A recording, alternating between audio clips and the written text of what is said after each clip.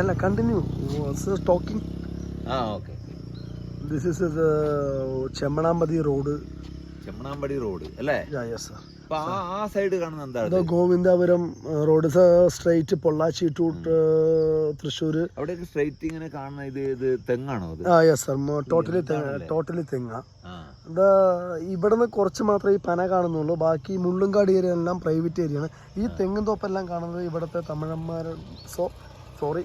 Talking തമിഴരുടെ area ആണ്. നമ്മൾ തമിഴ് സിംഗങ്ങൾ എന്നൊക്കെ പറയും, അവരുടെ ഏരിയ ആണ്.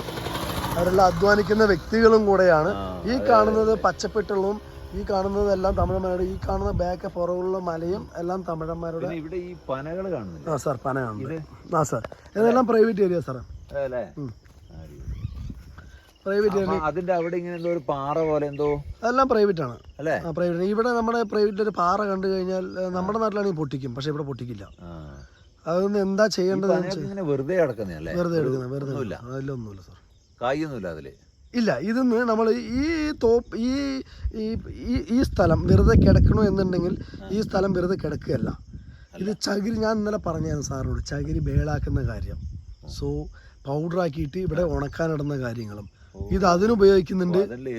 യെസ്, അതിനുപയോഗിക്കുന്നുണ്ട്. പിന്നെ പുളി ഉണക്കാൻ, ഗവൺമെന്റിന്റെ പുളി ഉണക്കാനുള്ള വാടകയാണ്, അതിനുപയോഗിക്കുന്നുണ്ട്.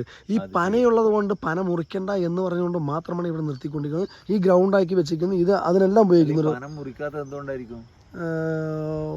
അവരുടെ ഒരു ആചാരം കാര്യം. പന ഉണ്ടെങ്കിൽ പിന്നെ അവിടെ ഒരു ചെറിയ ലീഫുള്ള ഇത് കാണുന്നില്ലേ പനേന്റെ? അതാണ് ഈ കാണുന്ന. അല്ല സാർ, ഈ കാണുന്നതാണ് വേലം മുള്ള് എന്ന് പറയും, മുള്ളിന്റെ.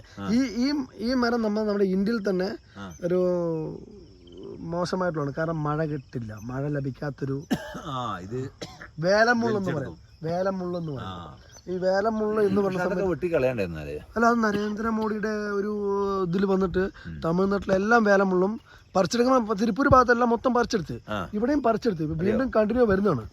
ഇപ്പൊ ഈ ഭാഗം മുഴുവനും കാണുന്ന എല്ലാം പറിച്ചെടുത്താണ്. ഇപ്പൊ ഇവിടെയാണ് ഇപ്പൊ സ്റ്റോപ്പായി നിൽക്കുന്നത്. ഇതും പറിച്ചെടുത്ത് ഇപ്പൊ വീണ്ടും കണ്ടിന്യൂ വന്നുകൊണ്ടിരിക്കും. ബോർഡറിൽ നിൽക്കുന്നതായിരിക്കും. അല്ല അതല്ല സാറേ, ഇത് ഇപ്പൊ ഇത് വീണ്ടും തിളച്ച് വന്നതാണ്. ഇതിപ്പോ വീണ്ടും തിളച്ച് വന്നതാണ്. വീണ്ടും വന്നത് അസുരവിത്താണ്. നമ്മുടെ ഈ മഴ കിട്ടാത്തതിന്റെ ഒരു കാരണം ഇതാണ്. എന്തായാലും തമിഴ്നാട്ടിലെ ഈ കൃഷിക്കാരെ സമ്മതിക്കണം. എന്തൊരു അല്ലേ, ഇത്ര അവര് അത് ഒരു ആരാധന പോലെ ചെയ്യുന്നല്ലേ.